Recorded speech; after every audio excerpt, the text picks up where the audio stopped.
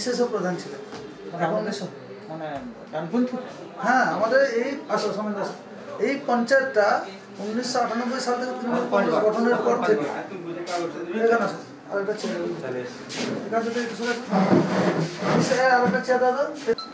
তিনি জেলা পরিষদে দাঁড়িয়েছিলেন যখন তৃণমূল কংগ্রেস লড়াই করছিল প্রতিষ্ঠা হওয়ার, এবং সচিব এরিয়া যে পঞ্চায়েত তার সচিব, আর উনি আমাদের যুব নেতৃত্ব।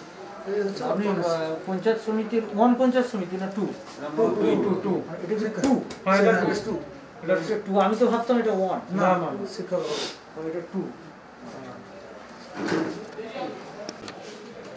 প্রথম আমি প্রশ্ন শুনে দিচ্ছি, এই মুহূর্তে পূর্ব মেদিনীপুর জেলা দোদুল্যমান।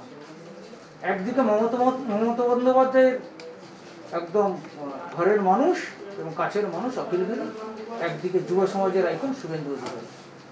দোদুল্যমান, কি করবেন চিন্তা ভাবনা? এটা দলের আভ্যন্তরীণ ব্যাপার। এই বিষয়টা আশা করি আমরা বিধানসভা নির্বাচনে ফিরে যাব। যে প্রশ্নটা আরেকটি জায়গায়, সেটা হচ্ছে যে কাজকর্ম ক্ষেত্রে একদিকে অভিভাবক শিশুর অধিকারী, একদিকে যুব সমাজের আইকন শুভেন্দু অধিকারীর ঘরের মানুষ বিধায়ক অখিল গিরি। কাজের ক্ষেত্রে কি অসুবিধা বোধ করছে? কাজের ক্ষেত্রে তেমন কিছু অসুবিধা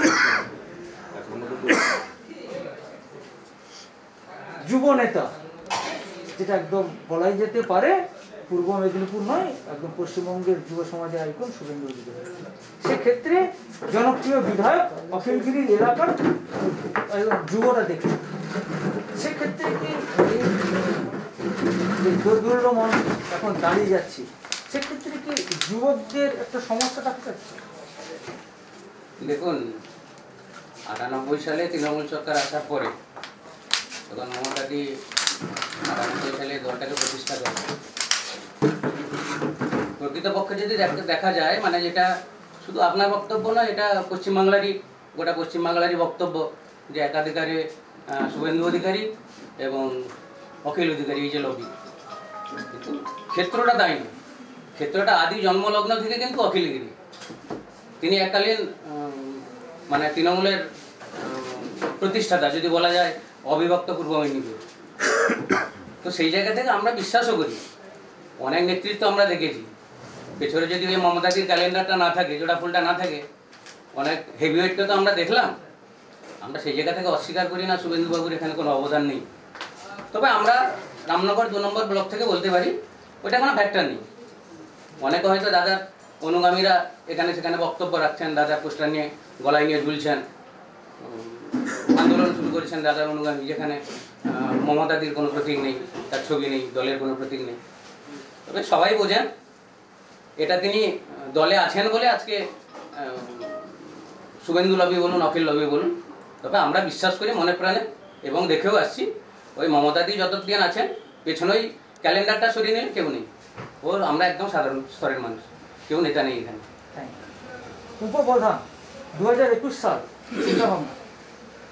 আমরা তো যেভাবে 98 সাল থেকে লড়াই করে আসছি, সেইভাবেই আমরা লড়াই করে যাব।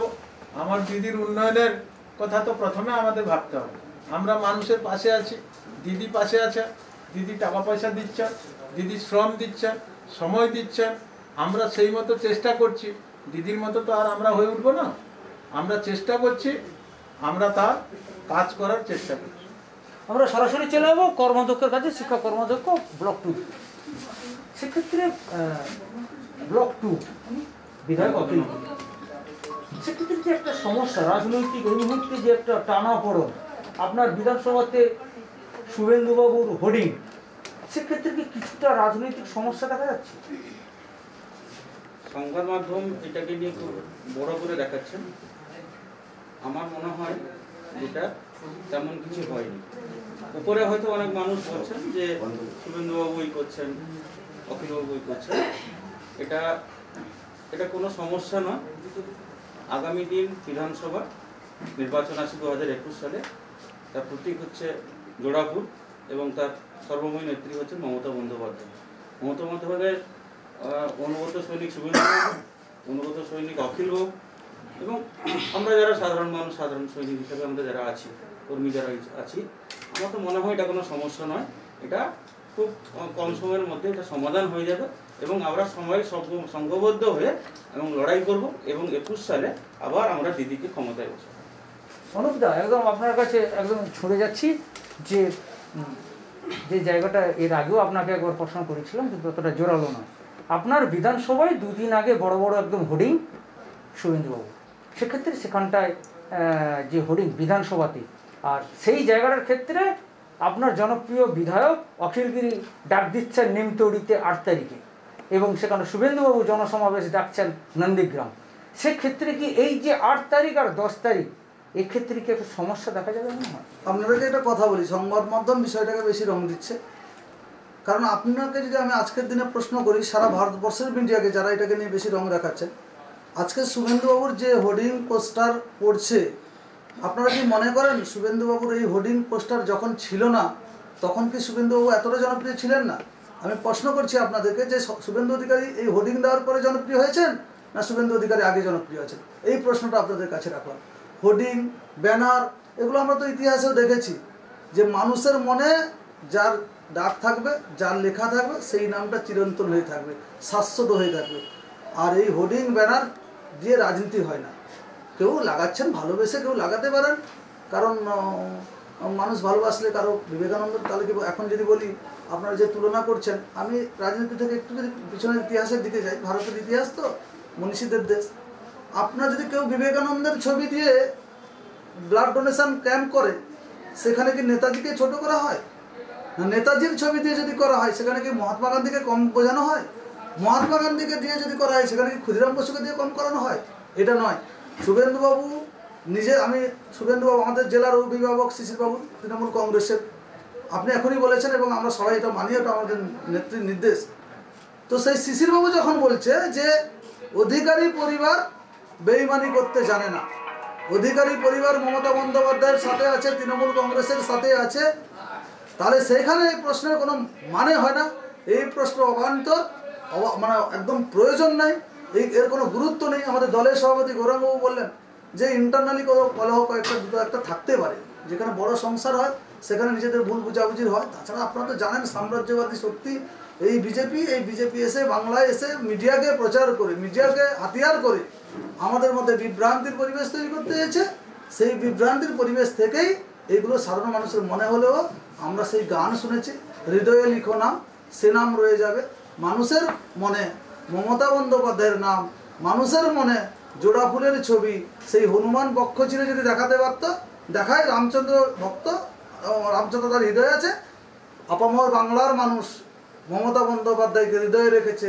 সেই গৌরাঙ্গবাবু অঞ্চল সভাপতি হোক, রঞ্জনবাবু উপপ্রধান হোক, কি আমরা হই, আমাদের মনে জোড়া ফুল মমতা বন্দ্যোপাধ্যায়। এখানে আমরা কোনো তারিখকে গুরুত্ব দিচ্ছি না। প্রত্যেক নেতৃত্ব তারা একটা এজেন্ডা অনুযায়ী কর্মসূচি করছেন। এই কর্মসূচি আমরা 8 তারিখ নিমতৌড়িতে ডাক দিচ্ছেন আপনার বিধায়ক, আবার 10 তারিখে নন্দীগ্রাম ডাক দিচ্ছে শুভেন্দু অধিকারী।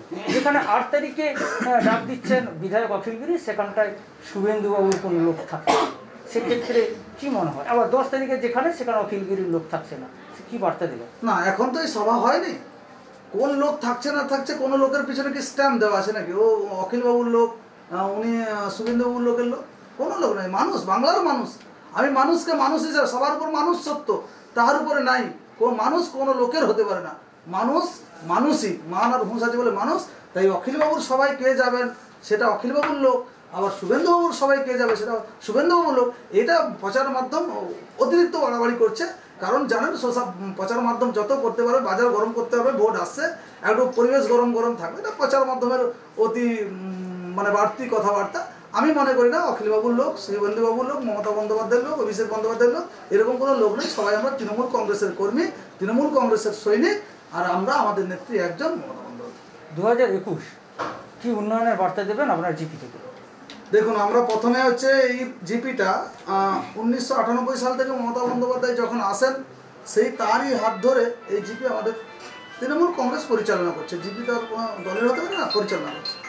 এখানে যখন নতুন আমরা এইবারে যে টার্মটা হলো, আমরা প্রথম এসেই যে গুরুত্বটা দিয়েছি সারা বাংলার দিকে দিকে, যেটা জব কার্ডের মাধ্যমে মানুষের কাজ দেওয়া, আমরা প্রায় 3 কোটি টাকার প্রথম বছরেই কাজ দিয়েছি। এবারে আমরা প্রথমে মানুষকে কাজ দিয়েছি। আমরা সবসময় সাধারণ মানুষের যাতে রুজি রোজগার করতে পারে সেটাকে বেশি গুরুত্ব দিয়েছি। আপনারা জানেন বুলবুল ঝড়, সেই বুলবুল ঝড়ে আমরা এই এলাকায় 4টা ভিলেজ হাট আমরা অ্যাপ্রুভাল পেয়েছি। 2টো ইতিমধ্যে জেলা দিয়ে দিয়েছে, আর 2টো এখনও দেননি, ওনারা দিয়ে দেবেন বলেছেন। ডিএমএস সাহেবের সাথে আমার কথা হয়েছে। এবং আমরা এই যে যেখানে যেখানে জল স্টক হয়ে যেত সেই সময় আমরা স্কিম দিয়েছিলাম প্রায় 1.5 কোটি টাকা। এটা কিন্তু আমরা সেই বুলবুলের সময় এগুলো আমরা পাস করে নিয়েছি। ইতিমধ্যে পাড়ায় পাড়ায় আমরা প্রায় ঢালাই রাস্তা দ্রুত গতিতে কাজ করছি। বিধায়ক সাহেব ওখানে সক্রিয়ভাবে সহযোগিতা করছেন। আমরা পরিযায়ী শ্রমিকদের কাজ দেওয়ার জন্য ইতিমধ্যেই আমরা প্রচণ্ড ম্যান্ডেজ ক্রিয়েট করেছি, এবং ইলেকশনের আগে যে সকল ম্যান্ডেজ আছে, লেবার ধরা আছে প্রায় 2.5 কোটি থেকে 3 কোটি টাকা, এবং সেই প্রসেস আমরা ইতিমধ্যে শুরু করেছি। আমরা শুধু এটা নয়, আমরা প্রায় এইবারে মমতা বন্দ্যোপাধ্যায় যে বলেছিলেন যে বার্ধক্য ভাতা, যে দেপাল অঞ্চল থেকেই কেবলমাত্র 300-র উপরেই বার্ধক্য ভাতা হয়েছে। আপনারা জানেন বাংলার আবাস যোজনা, আমরা অসংখ্য মানুষকে, প্রায় বাংলার আবাস যোজনা প্রায় 600 মানুষকে ইতিমধ্যে আমরা দিয়ে দিয়েছি। আমরা সেটা শুধু নয়, গীতাঞ্জলি প্রকল্প থেকে শুরু করে আমরা আমার বাড়ি আমার ঘর, কন্যাশ্রী, শিক্ষাশ্রী, যুবশ্রী, গতিধারা, আনন্দধারা, আজকেই দেখুন আমাদের আজকে ট্রেনিং হচ্ছে। আজকে মহিলা গোষ্ঠীতে আমরা মিটিং রেখেছি আমরা সুপারভাইজারদেরকে, যে সমস্ত জায়গায় পাড়ায় পাড়ায় কাজ করে মানুষের হাতে যাতে অর্থ আসে। জানেন আপনারা বাইরে এখনও স্বাভাবিক হতে পারেনি করোনা পরিস্থিতির জন্য, সেই জন্য মমতা বন্দ্যোপাধ্যায় যে নির্দেশ দিয়েছিলেন যে পরিযায়ী শ্রমিক থেকে শুরু করে সমস্ত মানুষকে কাজ। আজকে দেখছেন আমরা 2-3 দিন অফিস খুলেছি, আজকে আমরা সমস্ত মেম্বাররা সমবেত হয়েছি। কারণ কি, আমরা যে যাই করি আমরা কিন্তু সবচেয়ে শেষ কথা আমরা বিশ্বাস করি মানুষ সেবা। আর সেই মানুষ সেবাটা কার মাধ্যমে না, মমতা বন্দ্যোপাধ্যায় যত প্রকল্প দিয়েছেন। আজকে এটা বাড়ান্ত নয়, আপনি যদি বুকে হাত দিয়ে বলেন, ক্যামেরার পেছনে বলেন, তাহলে আজকে মমতা বন্দ্যোপাধ্যায় যে সকল প্রকল্পগুলো করেছে সেই সকল প্রকল্পগুলো ভারত সেরা হয়েছে। শুধু ভারত সেরা নয়, বিশ্ব সেরা হয়েছে। কন্যাশ্রী থেকে শুরু করে আপনি বলুন, গতিধারা থেকে শুরু করে আপনি উৎকর্ষ বাংলা থেকে শুরু করে সবুজ সাথী থেকে। তাহলে আজকে যে যারা বলছেন যে আমরা শুধু দেপাল জিপি কেন, মমতা বন্দ্যোপাধ্যায়ের যত কর্মসূচি আছে, প্রকল্প আছে, সেটা যদি আমরা ছড়িয়ে দিতে পারি, আমাদেরকে নতুন করে কোনো ভাবনার দরকার নেই। মমতা বন্দ্যোপাধ্যায়ের যে উন্নয়নের পরিসংখ্যান, উন্নয়নের পরিকল্পনা, উন্নয়নের বাস্তবতা করে রেখেছেন, সেই কর্মসূচিগুলোকে যদি আমরা সার্বিকভাবে মানুষের কাছে পৌঁছে দিতে পারি, আমাদেরকে নতুন করে কোনো ভাবনার দরকার নেই। আপনি ভাবুন তো, 2 টাকার চাল কম দিচ্ছে মমতা বন্দ্যোপাধ্যায়ের সরকার। আমরা পরিযায়ী শ্রমিককে 3000 পরিযায়ী শ্রমিককে, এতে দেখুন আমাদের একজন বিরোধী দলের নেত্রীও আছেন, মানে আমাদের সদস্য, তিনিও আমাদের সাথে কাজ মিলিয়ে করছেন। আমি তার সামনেই বলছি যে দেপাল গ্রাম পঞ্চায়েত কখনো রাজনীতি দেখে না, মানুষের উন্নয়নটা প্রথম দেখে, তারপরে অন্যান্য কাজ করে। তাই স্বাভাবিকভাবে আপনি 21 সালে নিশ্চিতে থাকুন, এই যে সকল কথাগুলো উঠছে, যারা কিনা হেলে ধরতে পারে না তারা কেউ উঠে ধরতে এসছে, যারা কিনা একটা স্কুলের ক্লার্ক করেনি তারা এখন কলেজের প্রিন্সিপাল করতে চাইছে। তাই এগুলো আপনি ভাববেন না, মানুষ কিন্তু প্রস্তুত আছে। আর আমরা সর্বতভাবে বলছি যে প্রত্যেকটা মানুষ, আপনার সংবাদ মাধ্যমের মাধ্যমে আমরা বার্তা দিতে চাই দেপাল অঞ্চলের সমস্ত মানুষকে, এমনকি সব জায়গায় কোনো মানুষের কোনো অসুবিধা হলে সরাসরি পঞ্চায়েতে যোগাযোগ করবে। তাদের যে কোনো রকম সমস্যা আমাদের সীমিত ক্ষমতা, সাধ্য, সাধারণতা আমরা নিশ্চয়ই সমাধান করব। মানুষদের কাছে ফের চলে যাচ্ছি, রঞ্জন বাবুর কাছ থেকে একটু চলে যাচ্ছি। রঞ্জনবাবু, যে জায়গাটার প্রথম হচ্ছে রামনগর বিধানসভার এক সময় সিপিএমের বিধায়ক ছিল স্বদেশ রঞ্জন নায়ক, বিজেপিতে যোগদান, সেক্ষেত্রে কি 21 সালে হাড্ডাহাড্ডি ভোট হবে? আমার মনে হয় এটা হবে। আর আমরাও তো দেখেছি স্বদেশবাবুকে, তিনি একবার বিধানসভা নির্বাচনে অখিলবাবুকে হারালেন, কিন্তু তার পরিবারে হেরেছে। কারণ অখিলবাবু, আমরা এক কথায় 1998 সাল থেকে যখন মমতা ব্যানার্জির দলটা গঠন করলেন, আমরা 17ই জুন এই গ্রাম পঞ্চায়েত আমরা সিপিএমের দোদণ্ড প্রতাপ থেকে দখল করেছিলাম, সেই পর্যন্ত আছি, এখনও আমরা আছি। তো সেই জায়গায় আমরা রামনগরের উন্নয়নের কান্ডারি বলি, উপকার বলি অখিলবাবু, এবং 98 থেকে তারই নির্দেশ মতো আমরা এখানে পথচলাটা শুরু করি। তো সেই মানুষকে আমরা পেয়েছি। তো স্বদেশবাবু আসুন, যিনি আসুন, মানুষের মনে কে কী করছেন সেটা বড় কথা নয়। মমতা ব্যানার্জির যে প্রতীক, সেই প্রতীক কিন্তু মানুষের অন্তরে গেঁথে গেছে। আর ডানপন্থী দলের কথা বলছেন, এই ইলেকশন এলে একটু মতের পার্থক্য হয়, তারপর আমরা সংসারটাকে গুটিয়ে নেওয়ার জন্য আমাদের যারা নেতৃত্ব রয়েছে তারা ঠিকমতো আবার গুটিয়ে নেন। এগুলো প্রচার মাধ্যম আপনাদের বিভিন্নভাবে বিভিন্ন কথা বলছে, কিছু মানুষ আমাদের বিরুদ্ধে কথা বলছে, এটা আমাদের কাছে কোনো ফ্যাক্টর নয়। আমাদের পরে এসছেন উপরে ছুঁড়ে দিচ্ছি, মহিলা সংগঠনকে কিভাবে চাঙ্গা করছেন? মহিলা সংগঠনকে কিভাবে চাঙ্গা করছেন? চাঙ্গা করছি, আমরা নারী সশক্তিকরণ বিষয়ে মানে এগিয়ে যাচ্ছি। তারপর আমরা চেষ্টা করব যে নারীদেরকে কিভাবে আত্মনির্ভরশীল করে তৈরি করে তুলব। নারীদেরকে মানে যেরকম মানে এখনকার যুগে মানে 2020 সালে ও নারী মানে নির্যাতন হচ্ছে, কিন্তু আমরা সেইটাকে মানে নিজের আগে আমি ঠিক হই, তারপর সবাইকে ঠিক করতে চেষ্টা করব। আমরা যদি আমার বিরুদ্ধে যদি মানে ইয়ে হয় নির্যাতন, আমি যদি নিজে নির্যাতিত হই, তাহলে অন্যকে কি করে সুরক্ষা দেব? আমরা চেষ্টা করব যেহেতু মানে আমরা যেরকম মানে যেভাবে নারীদেরকে মানে সচ্ছল মানে নিজেদের স্বাভাবিকভাবে বাঁচতে, তাহলে আমরা কিভাবে এগোচ্ছেন 21 সালকে লক্ষ্য করে?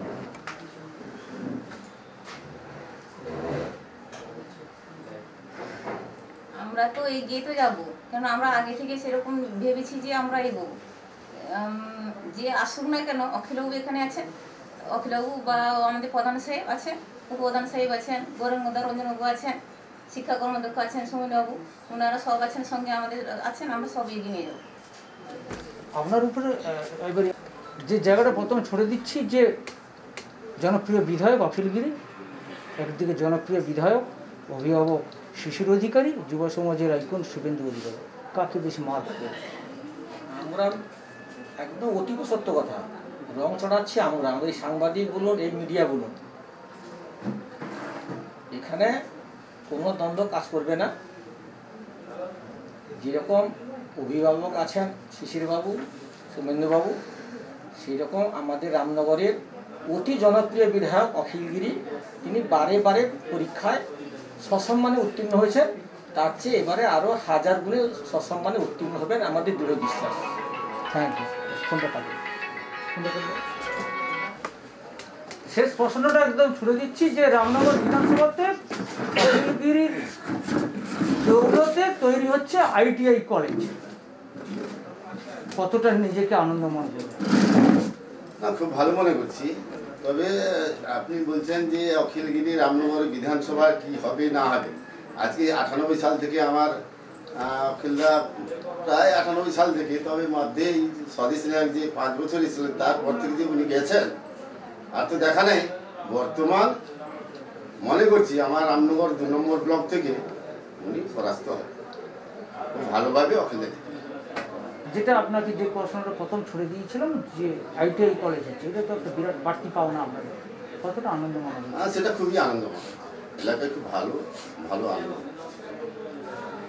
নেপালে জায়গা গ্রাম পঞ্চায়েতে বসে আছেন, 21 সালের উন্নয়নকে নিয়ে কি পঞ্চায়েত ভাবছে? 21 সালে উন্নয়ন নিয়ে আমার নেপাল পঞ্চায়েত থেকে যতটুকু বিগত দিনে যতটুকু কাজ হয়েছিল, বর্তমান দিনে খুবই ভালো। সাধারণ মানুষের মুখে আমার 14টা গ্রাম সভাতে খুবই ভালো প্রশংসা আছে। অনুদ্যোগী কাজ করতে পারছি মনে হয়, খুবই ভালো হচ্ছে। না শুধু রাজনৈতিক, না রাজনৈতিক কোনো রং নাই। বিরোধী আমাদের এখানে সদস্য আছে, উনি বলবেন যদি রাজনৈতিক রং থাকে তাহলে বিরোধী সদস্য যে এখানে নেপাল পঞ্চায়েতে আমার রাজনৈতিক কোনো ইয়ে আছে কিছু।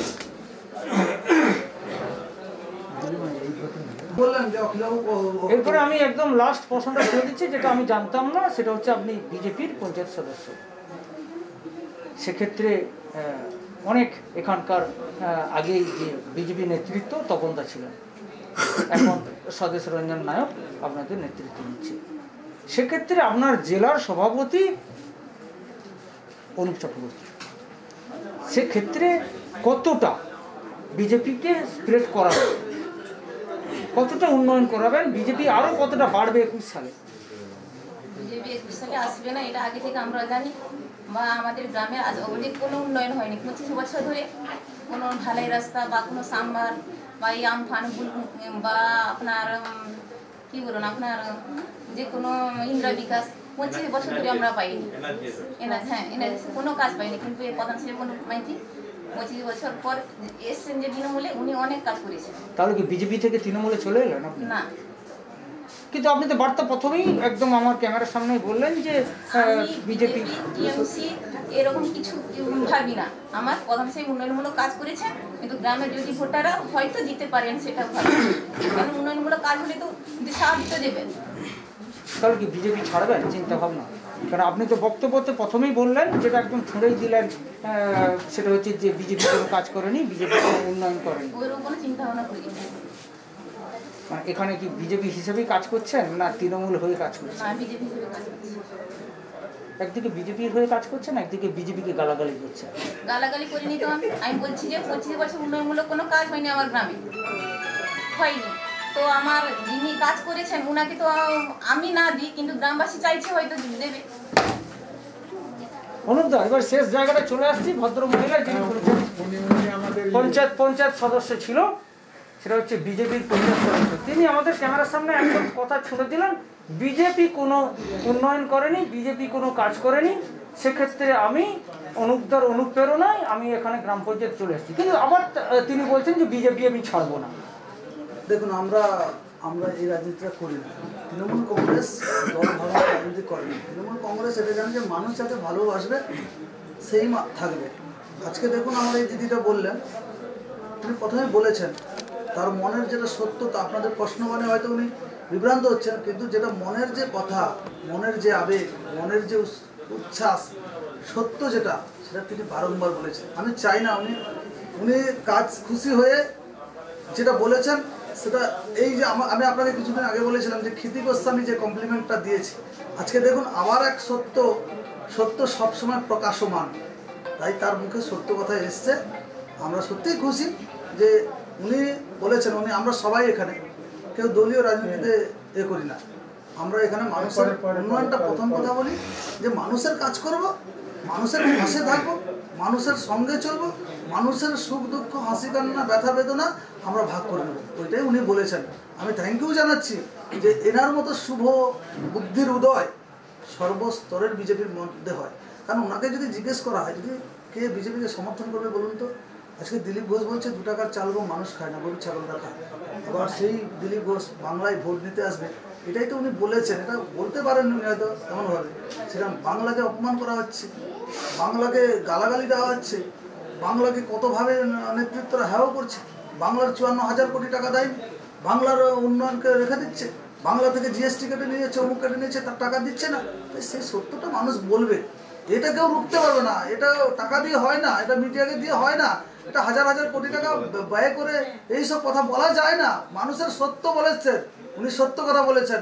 আমি খুশি হলাম এরকম একজন প্রতিপক্ষ আমার সাথে কাজ করছেন, যে সত্যটা বলতে ভয় পায় না, দলের ঊর্ধ্বে থেকে ও চোখ রাঙানিকে ভয় না করে আজকে তিনি সত্যি বলেছেন। আমি তাকে স্যালুট করছি। এরকম বিজেপি কর্মী হলে আমাদের কোনো অসুবিধা নেই। Thank you. স্বাস্থ্য কঠিন প্রশ্ন করবেন এবং করোনা জয়ী, আমি করোনা জয়ী ভয়াবহ কোভিড-19 চলছে, আপনি আবার ইনভলভ হয়ে গেছিলেন, সেক্ষেত্রে কি বার্তা দেবেন? কতটা মানে এই কোভিড-19কে কতটা আপনি মানুষের কাছে বার্তা দিবেন কীভাবে ভালো থাকার জন্য?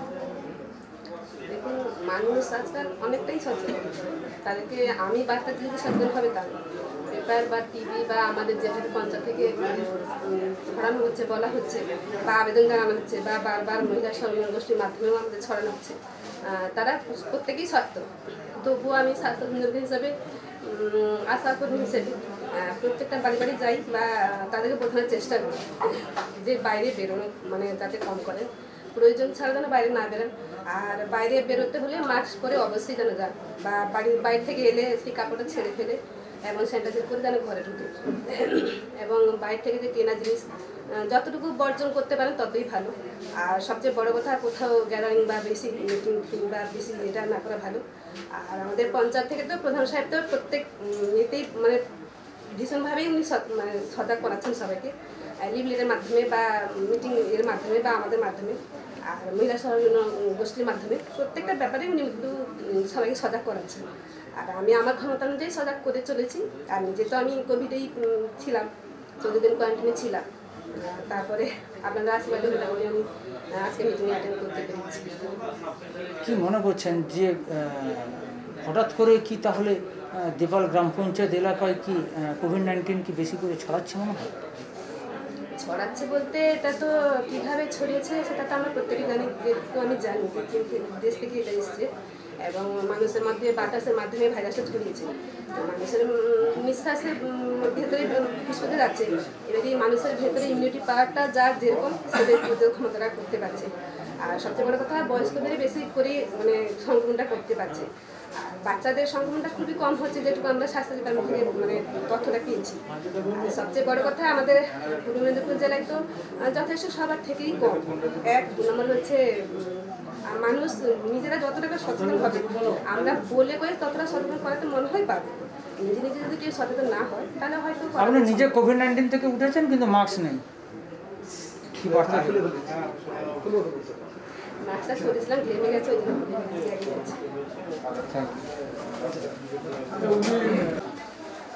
নেপালে প্রচুর পরিমাণে সংখ্যালঘু, সেক্ষেত্রে রাজনৈতিক 2021-এ সংখ্যালঘুদের কি বার্তা দিবে?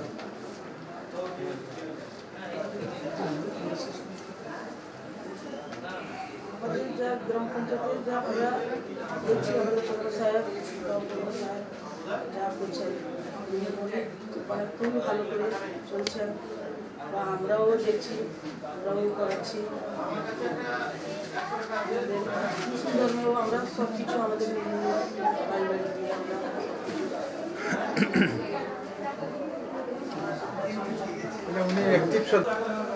প্রশ্নটা ছড়ে দেব যে দেপালে গ্রাম পঞ্চায়েত শুধু দেপাল শুধু নয়, 8টা জিপি আপনার ব্লক, ঠিক তো? 8টা জিপি বিধায়ক আপিলগিরির হস্তক্ষেপে চলছে। সেক্ষেত্রে কি মনে হয় 2021-এ থাকবে না হাতছাড়া হবে? কেন, কি মনে করছেন কেন থাকবে? সব কিছু কাজের ধার দিয়ে দেখছি, উন্নয়নের মাধ্যম দিয়ে লোকের মনে সেটা এসছে, সেই জন্য লোক চাইছে থাকবে, তৃণমূল কংগ্রেস থাকবে। বিজেপি কি কোনো ফ্যাক্টর হবে? বিজেপির এখানে ফ্যাক্টর কিছু নেই, আমরা যেহেতু বিজেপি নিয়েই কাজ করছি, একজন সদস্য আছে আমাদের সঙ্গে, আমরা সংগঠনভাবে চলছি, পঞ্চায়েত হিসেবে কাজ করছি, তো কোনো সেরকম অসুবিধা আমরা মনে করছি না।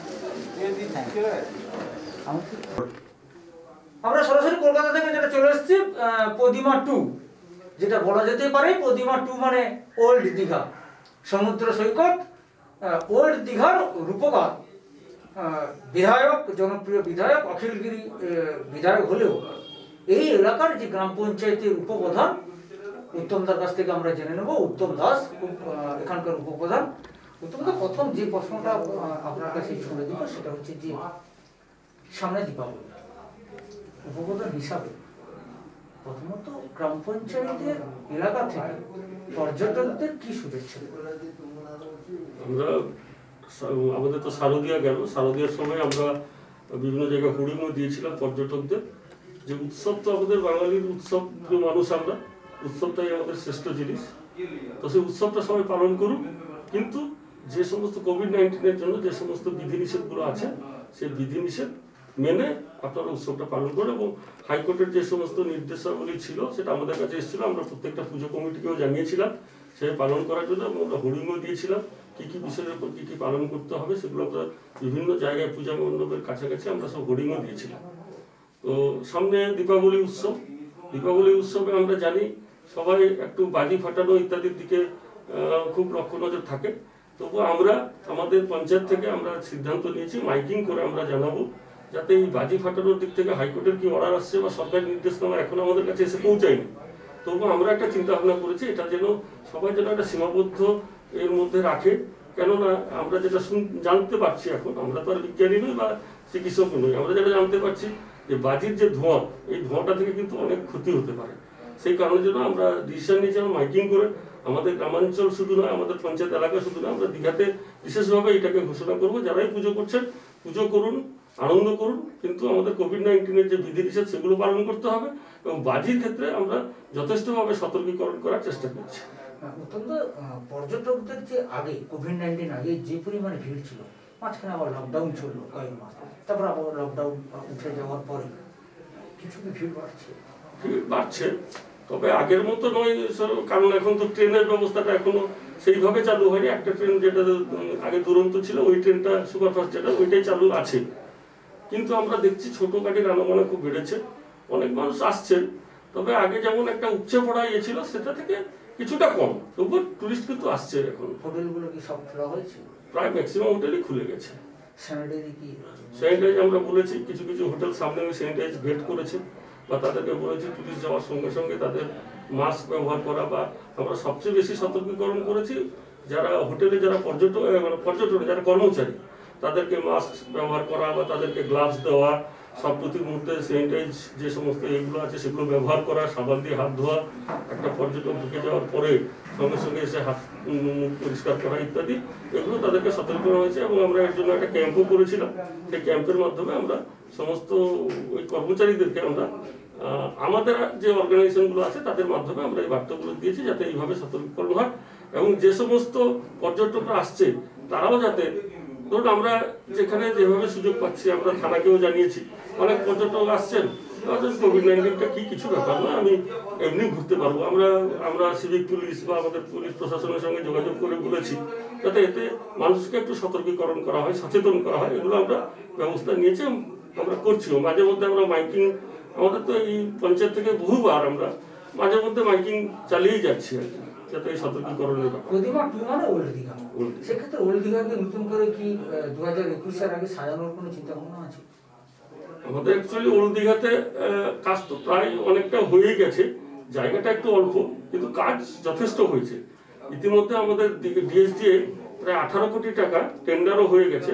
ওটা আমাদের ওই নাইকালি মন্দির, ওই মন্দিরের পাশে ওরা একটা বিউটিফিকেশনের জন্য কাজটা করতে চাইছে এবং ওটা টেন্ডারও হয়ে গেছে।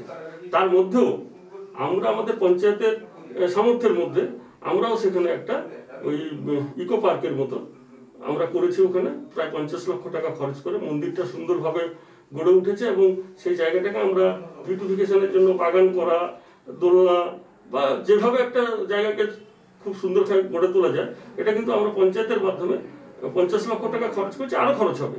তো আমরা সেই কাজটাও করেছি ওই জায়গায়। এবারে চলে আসছে রাজনৈতিক। জনপ্রিয় বিধায়ক, রামনগরের জনপ্রিয় বিধায়ক অখিলগিরির কাছের মানুষ উত্তম দাস। সেক্ষেত্রে 2021, তার আগে একটা খুব বড় সমস্যা, একদিকে নেত্রীর কাছের মানুষ অখিলগিরি, আবার একদিকে যুব সমাজের আইকন শুভেন্দু অধিকারী। সেক্ষেত্রে এই যে একটা দোদুল্যমান এখন চলছে, সেক্ষেত্রে রাজনৈতিক একটা সমস্যা দেখা যাচ্ছে।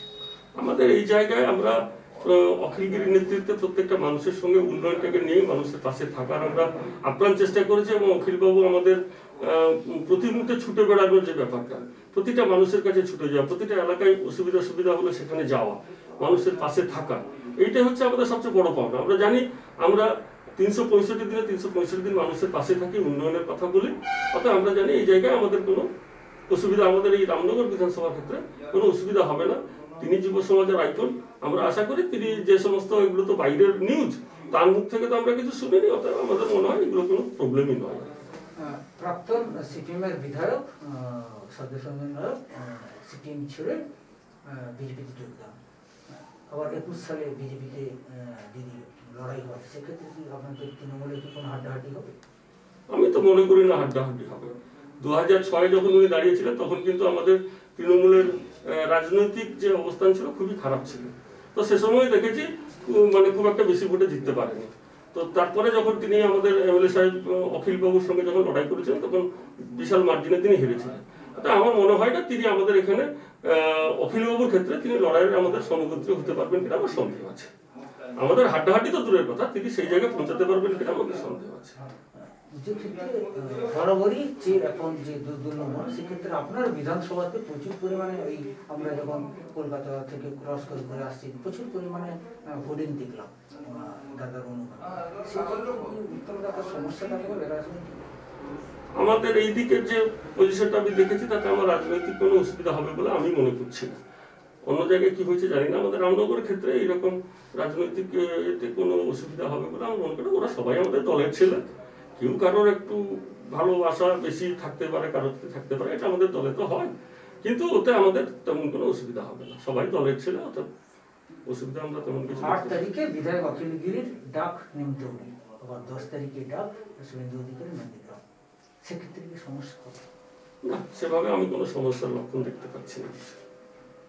শেষ প্রশ্নতে এবার চলে আসছে যে 2021-এর আগে গ্রাম পঞ্চায়েতের উদ্যোগে সবচেয়ে বড় ডেভেলপমেন্ট কি করতে পেরেছেন?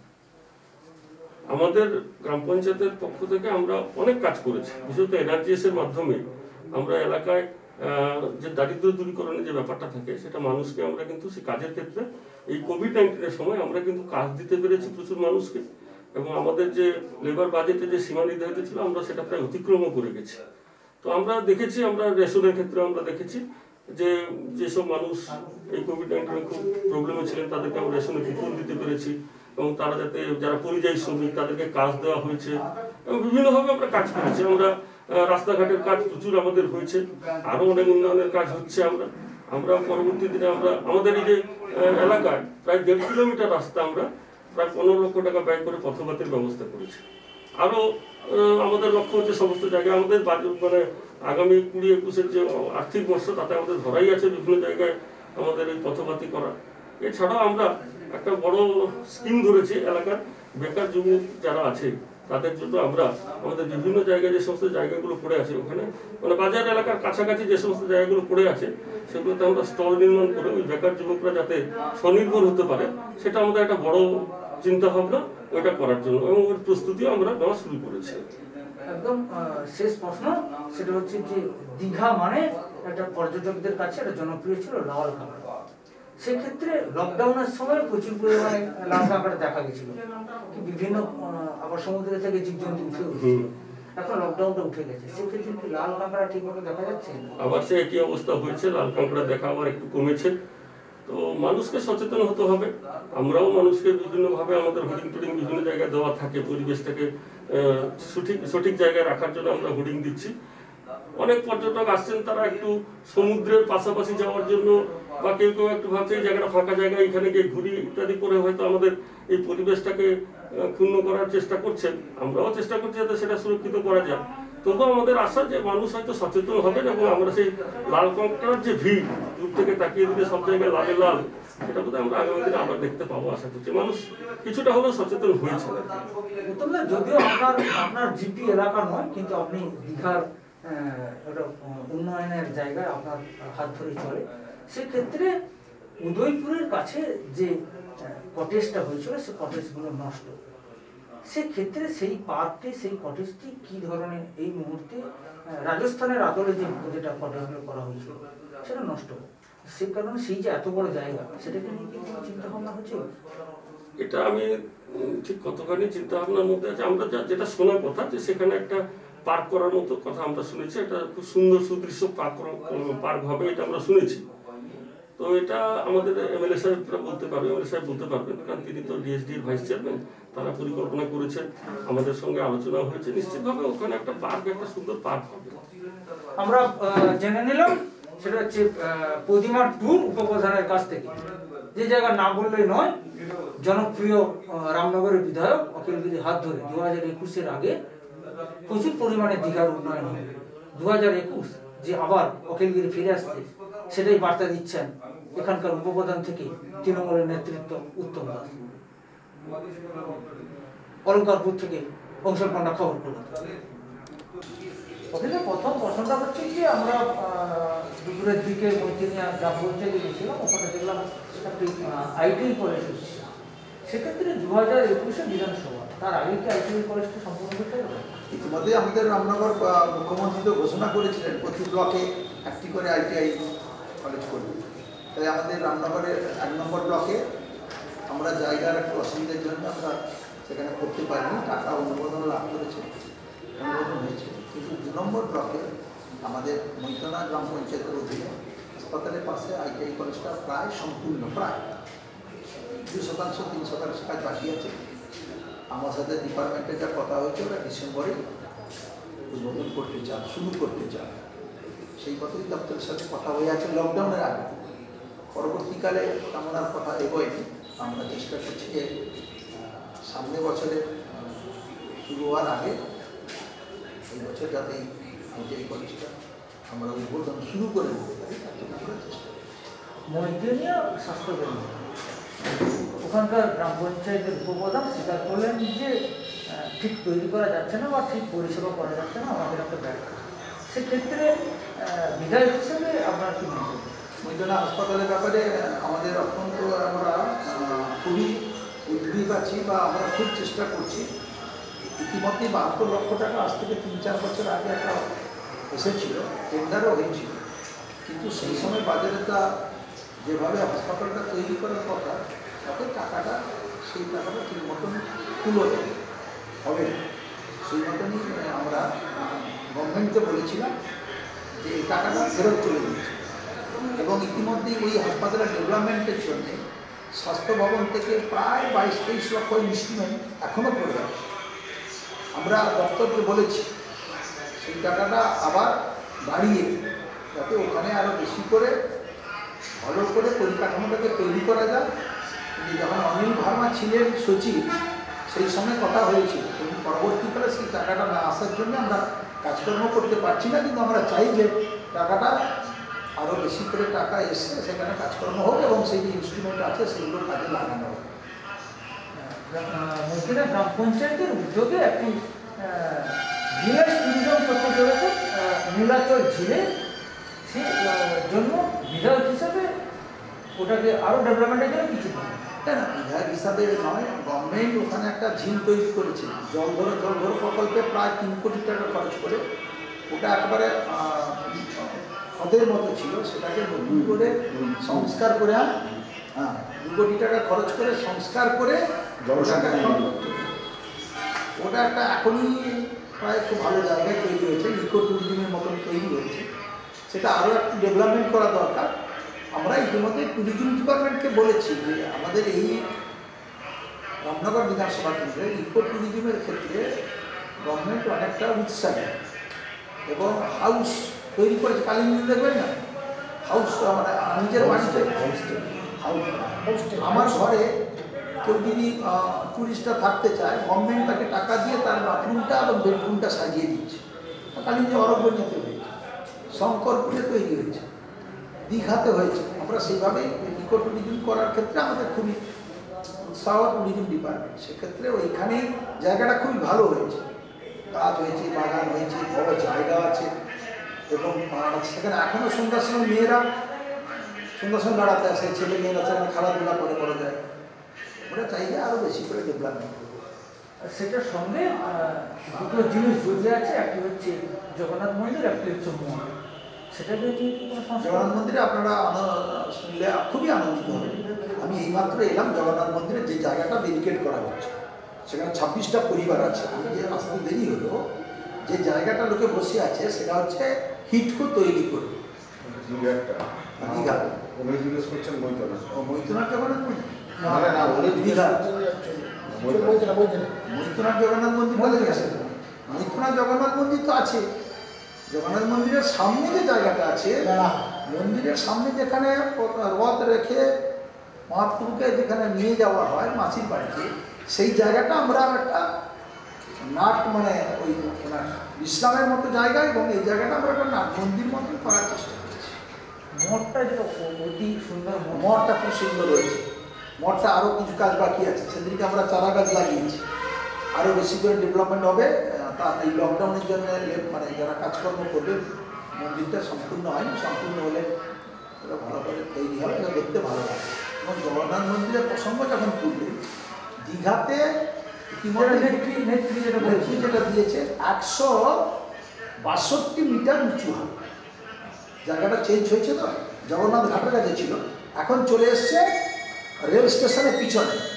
সেটা ওরা চেয়েছিল 22 একর জায়গা, 22 একর জায়গা না দিয়ে আমরা 19.5 একর জায়গা দেওয়া হয়েছে।